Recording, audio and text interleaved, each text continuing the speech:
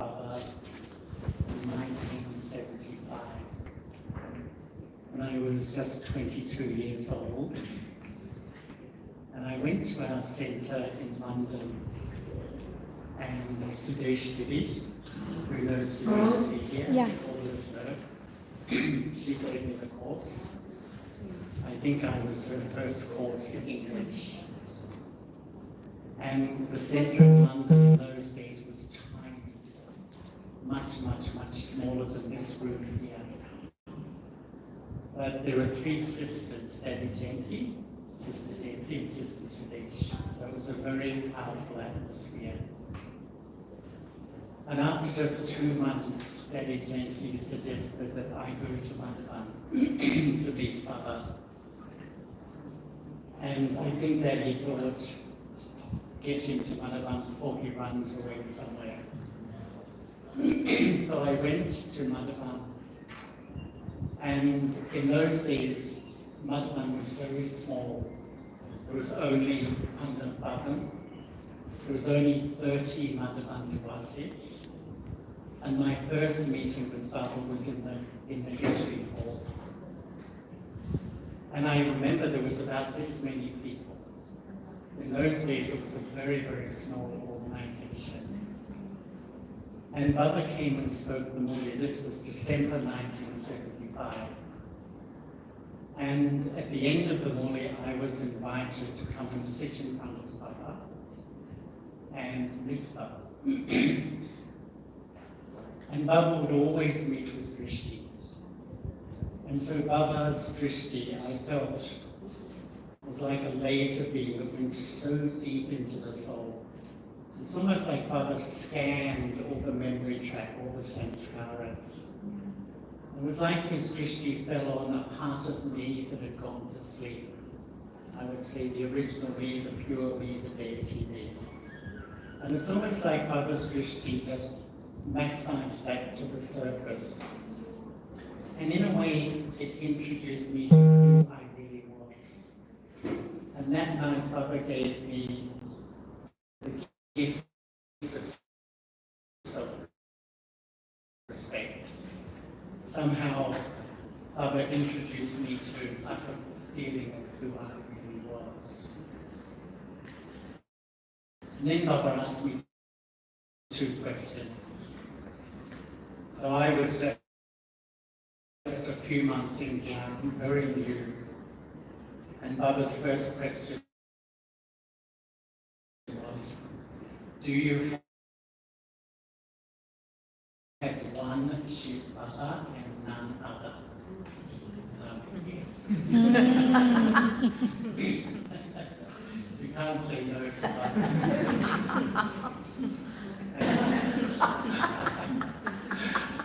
Being there, the atmosphere of love, the atmosphere of belonging, the atmosphere of purity, the atmosphere of truth. And there was this wonderful feeling of God and His children. I feel that what is special about the gathering, this family, it's the atmosphere we create together. Because of us, I think. They're very articulate, very clever. But what we do is, when we lend our pure thoughts, our loving thoughts for Baba, we create an atmosphere, and we all drink from that atmosphere, and that atmosphere really sustains us. You know, sometimes I think, in this gathering here,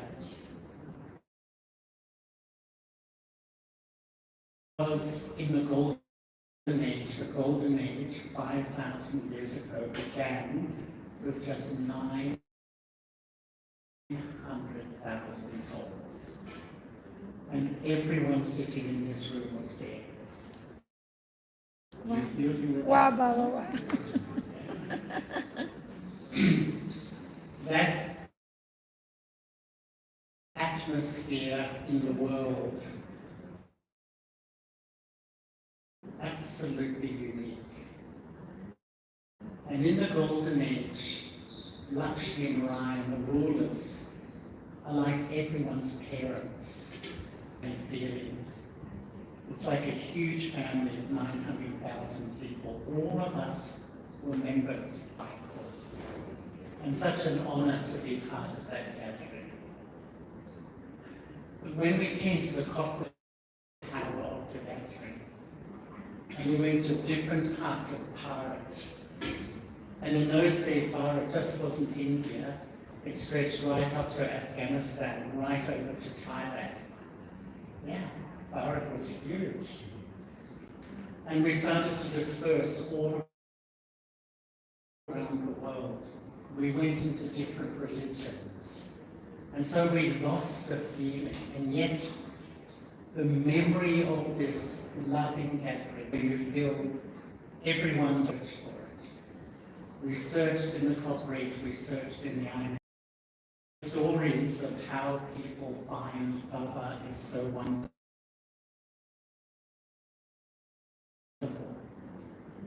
I met one brother in Bangalore, in South India, who told me that he was so disillusioned with life, he was so negative about religion. He said, God, if you exist, come in front of me and introduce yourself to me. You know, he was demanding. And he said one day he was standing outside his, and once we find Baba, we come back into the gathering. It's Baba who puts this gathering together. And really I feel the first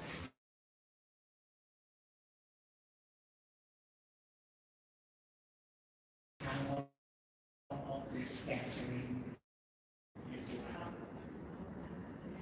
And recently, 6 weeks, and I went to the because of both. But I think often the soul conscious sphere is something which is really, really special and really attractive. It's a world of absolutely pure love. The atmosphere pulsates with love. There's no sense of me and you.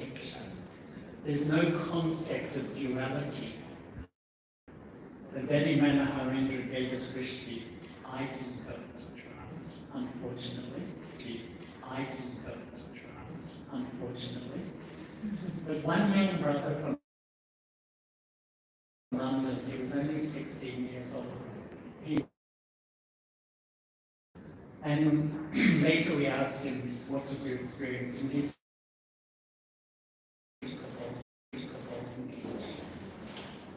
and I can remember him. And I can remember his face, the original power of that gathering. We are resurrected love. Lost this gathering.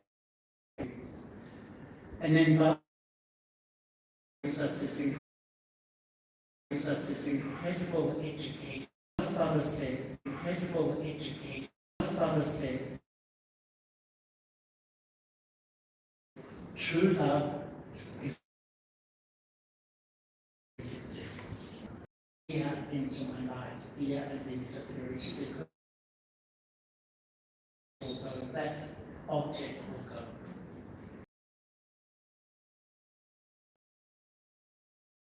It's very up and down. And that's when I maintain love. The second power that really gives strength and state of being when all aspects of my life are based on truth. When I base my life on truth, absolute truth, the fragrance that is expressed through my life, through my face, through my behavior, is purity. And purity is the great power that makes this so unique, this atmosphere, I feel.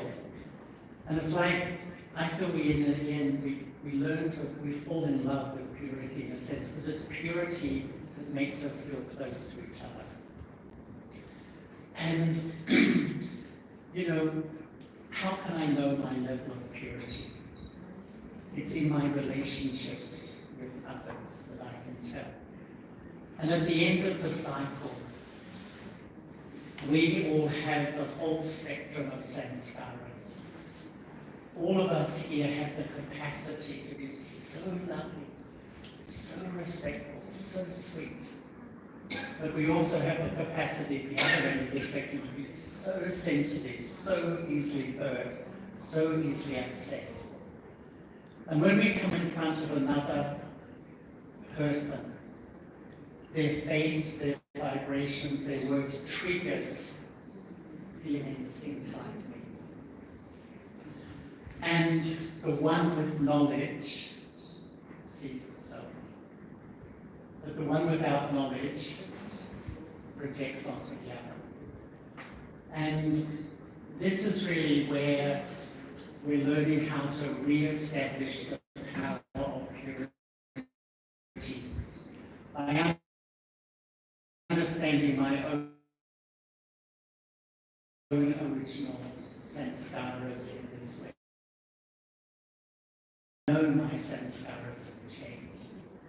But along the way, there will be differences. Actually, it's normal. It's absolutely normal. But the real issue is not the differences, it's how I respond to them. Do I go back to my old habits of feeling hurt, feeling upset, projecting? Or do I take responsibility for how I feel? Because the first law of spirituality says, I am responsible for how I feel. You know, sometimes we're that. But I'm not clear. And in a way, with all their different behaviors and sanskaras, is recreating the power of the gathering. And it's beautiful family. See virtue in everybody. Is it easy?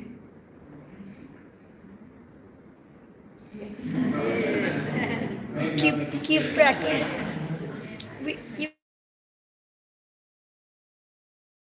We keep practicing. It's essential. It's essential. How do I measure my ego? It's my vision on others. This is not good. This is actually, that's, to me, that's a sign of how much life you get to a point and you will feel stuck unless you learn the value of every single soul in this gathering. Every single soul is valuable.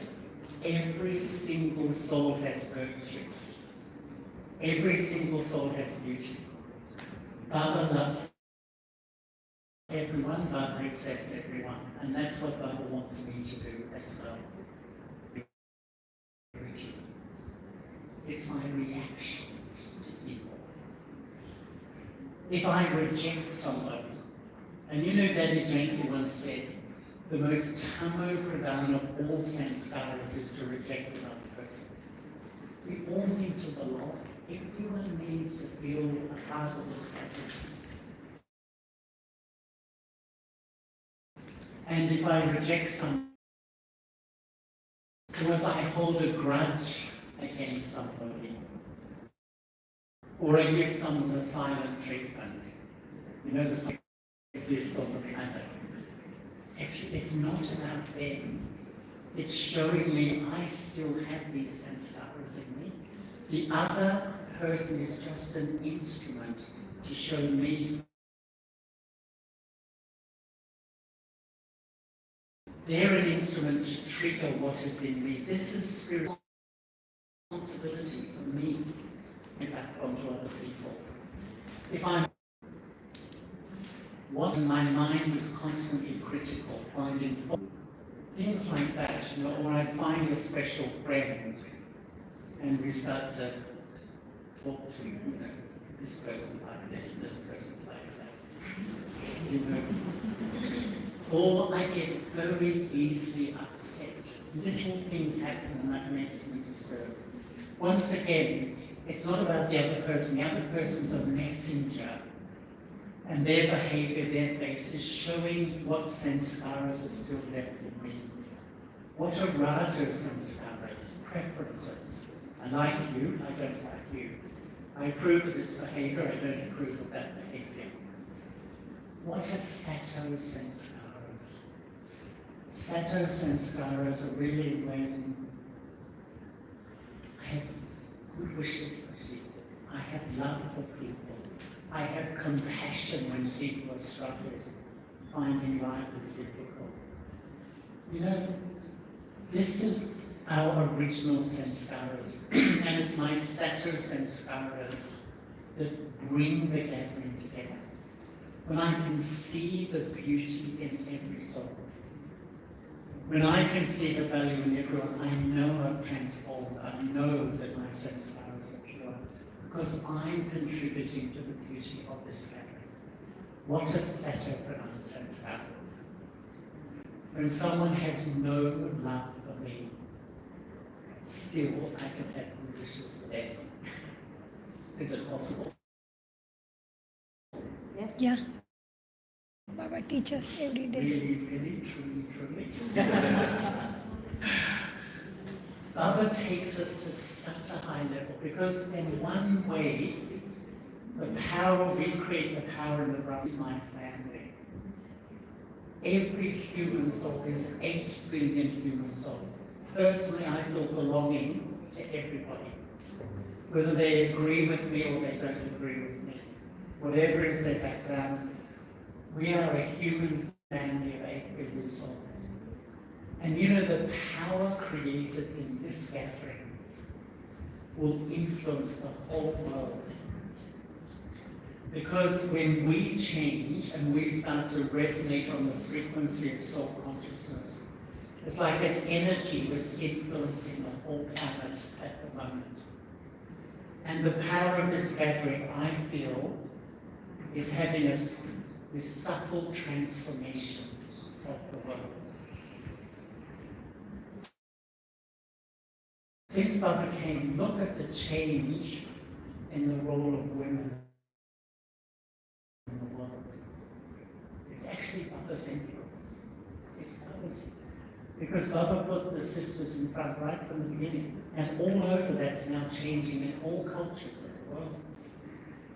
The movement from the West, Copper and Iron Age, the world went over to the West, and now everything's coming back to peace. From a really material, gross culture, which the whole world is now, it's from this.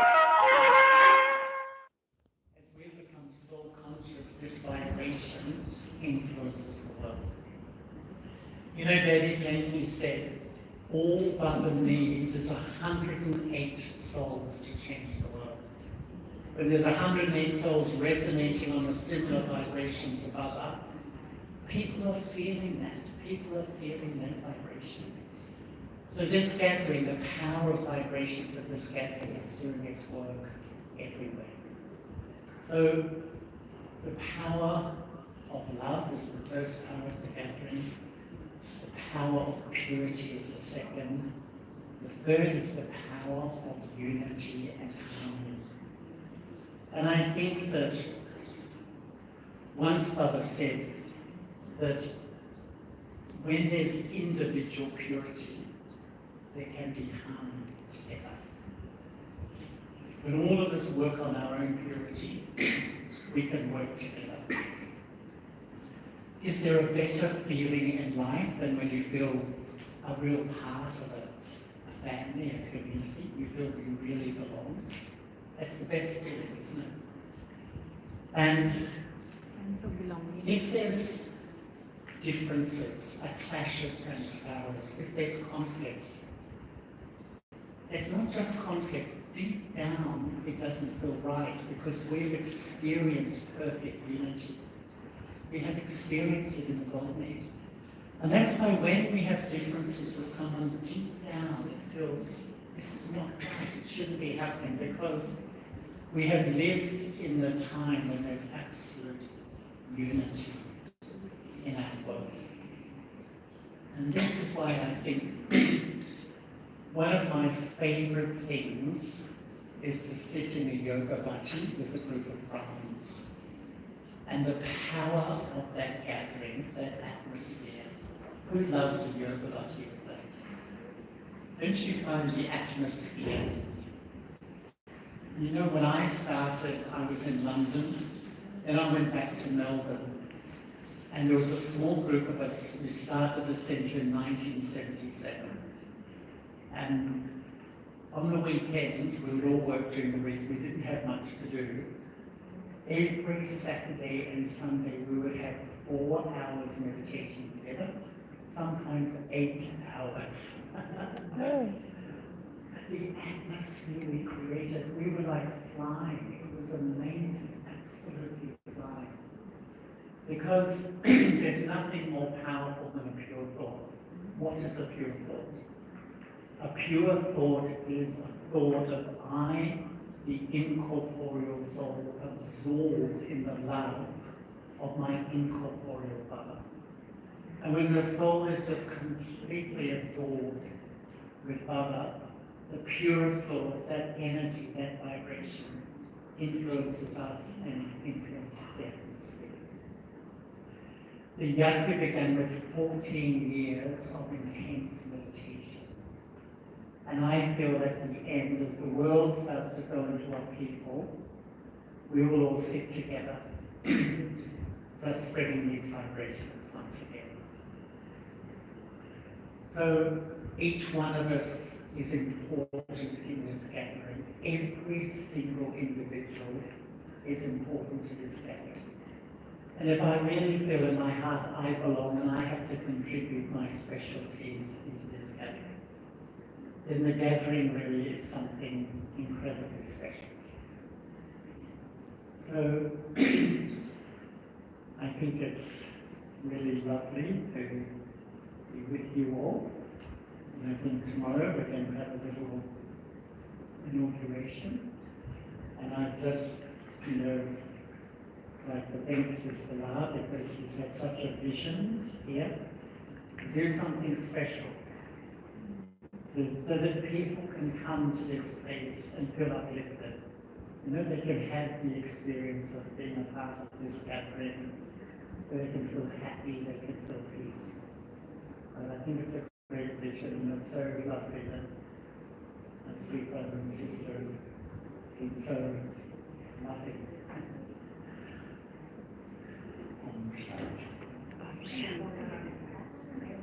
Mic, back side.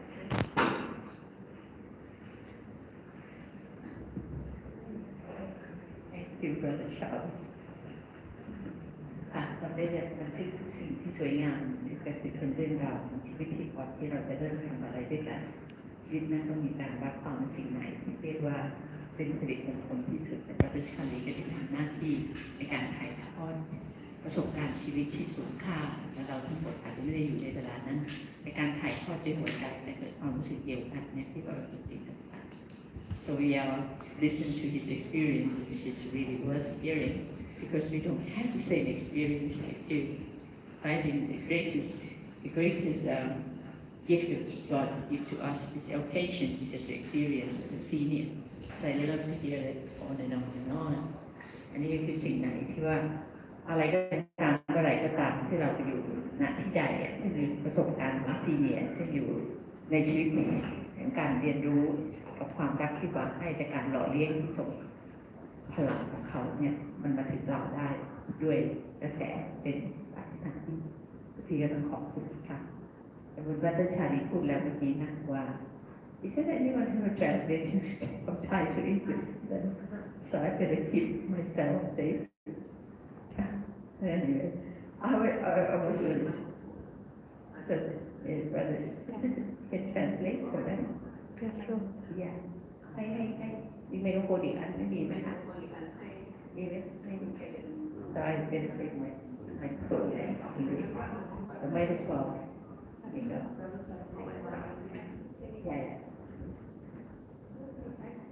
เดี๋ยวที่ฉันจะแปลเป็นภาษาไทยให้เป็นภาษาอังกฤษที่เป็นละเอียดเวลา and then you wrap up for everything you wrap up for everything so what I just finished the first part you didn't realize that you had to do it what I say that the greatest experience of being with the senior, being the gathering where God was really sustainer, and he himself came before us. So what he shared from his heart and from his own feelings that really directly to us now, we open our heart to that. And I try to thank God, giving us auspiciousness of opening this place with the senior, with the experience of God being taking care of them, to be worthy of being a senior, for us to follow them and to know what they feel. And then, at the moment, I feel that it is my feeling to get the owner of this place, share this feeling of why this place become a place where we have to walk in with pride, that we're going to share the same experience in the futures of others, of calling the land of happiness and the land of peace. So they're actually the first attempt or the first desire of both of them. They met before meeting me, and they were saying that their life is not to share the happiness that they have. And that's why they call Nodhika is the land of happiness. Then they met me, and I said, now let's have the balance of the land of happiness and the land of peace. So let me introduce this to Paul first, and then Paul can say something that why she was offered this place, and then here her husband have the same idea of using this place for the land of happiness and the land of peace. เช่นพระพุทธนี่ก็เป็นที่ครูนะคะที่บอกว่าทำให้เรารู้ว่าที่นี่เป็นที่ที่เราเองจะเรียนรู้ที่จะใช้เวลาในการ sorry no way actually มีไมโครโฟน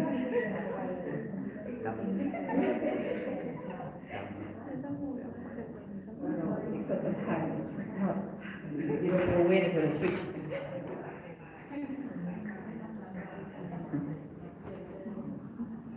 world without what strangers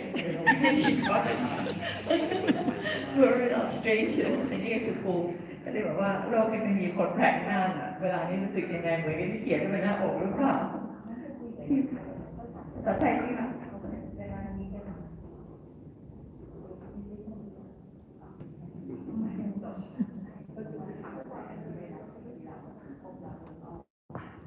ความรู้สึกที่ได้เจอที่บ้านใช่ไหมคะวันที่แล้วก็ได้กลายเป็นสถานที่นี้ก็ที่บัตเตอร์ถามว่าเราพบบา